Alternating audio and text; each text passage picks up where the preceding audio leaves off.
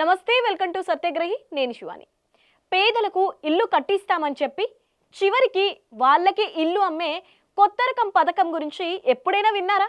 ఉచితంగా గూడు ఇస్తామని 2.5 ఏళ్లుగా ఊరించి చివరికి తీసుకోండమ్మా, ఆఫర్ ధర కేవలం 6 లక్షలు మాత్రమే అని రేవంత్ రెడ్డి ప్రభుత్వం మైండ్ బ్లోయింగ్ సర్ప్రైజ్ ఇచ్చింది. అవునండి, మీరు విన్నది నిజమే. అందరు సంతోషంగా ఉన్నారా? ఉచితంగా సింగిల్ బెడ్రూమ్ ఇల్లు వస్తుందని ఆశపడ్డ హైదరాబాద్ పేదలకు అసలైన రియల్ ఎస్టేట్ స్కీమ్ చూపించింది కాంగ్రెస్ ప్రభుత్వం. గుడిసెలు లేని రాష్ట్రమే మా లక్ష్యమని మైకులు పగిలేలా మాట్లాడటం, తీరా చూస్తే పేదల దగ్గర నుంచే 6,000 కోట్లు వసూలు చేయడానికి ప్లాన్ చేయడం. గతంలో కేసీఆర్ ప్రభుత్వం ఉచితంగా డబుల్ బెడ్రూమ్ ఇల్లు ఇస్తే, నేడు రేవంత్ ప్రభుత్వం సింగిల్ బెడ్రూమ్ ఇళ్లను రేటు పెట్టి అమ్ముతోందనే విమర్శలు వెలువెత్తుతున్నాయి. అసలు ఈ క్యూర్ కదేంటి? 6 లక్షల కండిషన్ వెనుక ఉన్న అసలు సీక్రెట్ ఏంటి? ఈ పూర్తి కథనం చూస్తే మీరే అవాక్కవుతారు. విషయంలోకి వెళ్దాం. గత 2.5 ఏళ్లుగా ప్రభుత్వం ఏం చెప్పింది? హైదరాబాద్ నగరంలో పట్టణ పరిధిలో పేదల కోసం 1,00,000 ఇల్లు నిర్మిస్తాం, భూములు గుర్తించాం, స్థల సేకరణ పూర్తయింది, అనుమతులు వచ్చేశాయి, ఇదిగో టెండర్లు పిలుస్తున్నాం అని వార్తల్లో పేజీలకు పేజీలు ఉదరగొట్టారు. ఇల్లు లేని వాళ్లకు ఇల్లు ఇవ్వాలని 22,500 కోట్ల రూపాయలు ఈ రోజు పేదల ఇళ్లకు ఖర్చు పెడుతున్నాం. సరే, పేదలు కూడా అబ్బో ఇందిరమ్మ రాజ్యం వచ్చింది, మాకు సొంతింటి కల నిజమవుతోంది అని సంబరపడ్డారు. కానీ కట్ చేస్తే సోమవారం రోజు గృహ నిర్మాణ శాఖ మంత్రి పొంగులేటి శ్రీనివాస్ రెడ్డి ప్రెస్ మీట్ పెట్టి అసలు విషయం చెప్పారు. మంత్రి ఏం చెప్పారో తెలుసా? కోర్ అర్బన్ రీజియన్ ఎకనామీ పరిధిలోని 3 కార్పొరేషన్ల పరిధిలో నిర్మించే ఒక్కో ఇందిరమ్మ ఇంటికి 11 లక్షలు ఖర్చవుతుందట.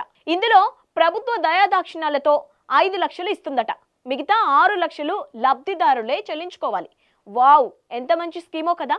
పేదలకు ఇల్లు కట్టిస్తున్నారా, లేక పేదలపై 6 లక్షల అప్పు భారం మోపుతున్నారా? 11 లక్షల ఇంట్లో 40% నామమాత్రపు సబ్సిడీ ఇచ్చి 60% ఖర్చు పేదవాడి నెత్తినే రుద్దడాన్ని ఏమనాలో మీరే చెప్పండి. ఈ 525 ఎస్ఎఫ్టీకి సుమారు 11 లక్షల రూపాయలు ఖర్చు వస్తుంది. ఈ 11 లక్షల రూపాయల్లో రాష్ట్ర ప్రభుత్వం పక్షాన 5 లక్షల రూపాయలు ఉచితంగా రాష్ట్ర ప్రభుత్వమే ఆ కాంట్రాక్టర్ కి పే చేస్తుంది. మిగిలిన 6 లక్షల రూపాయలు ఈ 1 ఇయర్ లో ఈ 6 లక్షల రూపాయలు 4 విడతల్లో కట్టే విధంగా వసతి కల్పిస్తున్నాము. ఇది చాలదన్నట్టు ప్రభుత్వం పెట్టిన నిబంధనలు చూస్తే నవ్వాలో ఏడవాలో అర్థం కావడం లేదు. మంగళవారం నుంచి ఆగస్టు 10 వరకు దరఖాస్తులు స్వీకరిస్తారట. సరే, దరఖాస్తు చేయాలంటే ఏం అర్హతలు ఉండాలో తెలుసా? మొదటి కొర్రి దరఖాస్తుదారులు క్యూర్ పరిధిలో కనీసం 10 ఏండ్లుగా నివాసం ఉంటేనే స్కీమ్ వర్తిస్తోంది. రెండో కొర్రి సొంత ఇల్లు లేదా ఫ్లాట్ ఉండకూడదు. మూడో ఉల్టా పల్టా కొర్రి దరఖాస్తుదారుని కుటుంబ సంవత్సరాదాయం 6 లక్షలకు మించకూడదు. ఇక్కడే అసలైన లాజిక్ మిస్ అయింది. ప్రభుత్వ లెక్కల ప్రకారమే 6 లక్షల లోపు ఆదాయం అంటే నెలకు 50,000 లోపు సంపదన ఉండాలి. ఈ రోజుల్లో హైదరాబాద్ లాంటి మహానగరంలో ఉన్న కుటుంబానికి నెలకు 40 నుంచి 50,000 ఉంటే బాడిగలు, కరెంటు బిల్లులు, పిల్లల చదువులు, రేషన్, వైద్య ఖర్చులకే సరిపోతాయి. నెలాఖరుకు పాకెట్లో 500 మిగలడం కష్టం. మరి రూపాయి మిగులు లేని నిరుపేద కుటుంబం ప్రభుత్వం అడిగిన 6 లక్షలు ఎక్కడి నుంచి తెచ్చి కడుతోంది? పోనీ బ్యాంకులో రుణం ఇస్తారా అంటే నెలకు 20 నుంచి 30,000 సంపాదించే పేదవాడికి ఏ బ్యాంకు సిబిల్ స్కోర్ చూసి 6 లక్షల లోన్ ఇస్తోంది? అంటే ఇల్లు కావాలంటే పేదవాడు వడ్డీ వ్యాపారులను ఆశ్రమించి ఆస్తులు అమ్ముకొని అప్పుల ఊబిలో కూరుకుపోవాలా? ఇది పేదలకు లబ్ధి చేకూర్చడమా, లేక వాళ్ళను అప్పుల పాలు చేయడమా? ఒక్కసారి భూతకాలంలోకి వెళ్దాం. గతంలో కేసీఆర్ ప్రభుత్వం ఉన్నప్పుడు హైదరాబాద్ నగర పరిధిలో ఉచితంగా 1,00,000 డబుల్ బెడ్రూమ్ ఇళ్ల నిర్మాణం చేపట్టింది. లబ్ధిదారులపై రూపాయి భారం పడకుండా పూర్తిగా ఉచితంగా ఇళ్లను నిర్మించి పారదర్శకంగా అర్హులకు అందించింది. అప్పట్లో ప్రతిపక్షంలో ఉన్న కాంగ్రెస్ నాయకులు ఏం చెప్పారు? అబ్బే, ఈ డబుల్ బెడ్రూమ్ ఇళ్లలో అవినీతి జరిగింది, నాణ్యత లేదు, ఆలస్యం అవుతోందని ధర్నాలు చేశారు, దుష్ప్రచారం చేశారు. మరి ఇప్పుడు అధికారంలోకి వచ్చాక కాంగ్రెస్ ఏం చేస్తోంది? కేసీఆర్ ఇచ్చిన డబుల్ బెడ్రూమ్ ఇల్లు పక్కన పెట్టి వీళ్ళు ఇస్తున్నది సింగిల్ బెడ్రూమ్.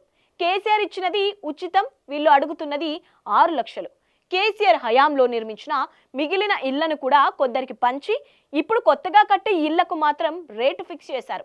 అంటే నాడు ఉచితంగా ఇచ్చిన ఇళ్లను నేడు ప్రభుత్వం బిజినెస్ మోడ్లోకి మార్చేసి 6 లక్షలకు అమ్ముకుంటోంది అని పౌర సమాజం, పేద ప్రజలు ప్రశ్నిస్తుంటే ప్రభుత్వం దగ్గర సమాధానం ఉందా? దానికి తోడు అప్లికేషన్ పెట్టుకోవడానికి 100 దరఖాస్తు రుసుము, అలాగే 10,000 EMD టోకెన్ మొత్తం వసూలు చేస్తున్నారట.